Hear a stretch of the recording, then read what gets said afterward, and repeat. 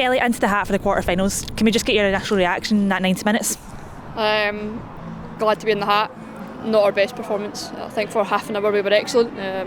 We got our 2 goals, we were really dominant, and then for 60 minutes we allowed it to become scrappy, which isn't our game, and it was pretty frustrating. But in the hat, another clean sheet, and we'll take that.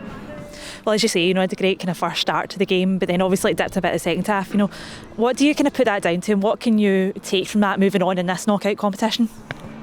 I think we just let it become scrappy. It's a bit dry, a bit wobbly, and I think we almost lost our rhythm a little bit, and instead of calming down and finding it again, we continued to get uptight with mistakes we were making, which isn't the way to do it.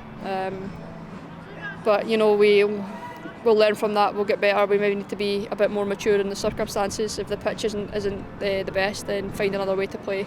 But we'll go and analyse it and we'll sort it.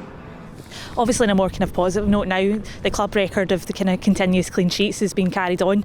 As a defender, how pleasing is that for you? But especially off that kind of the final part of the game today, that you managed to retain that.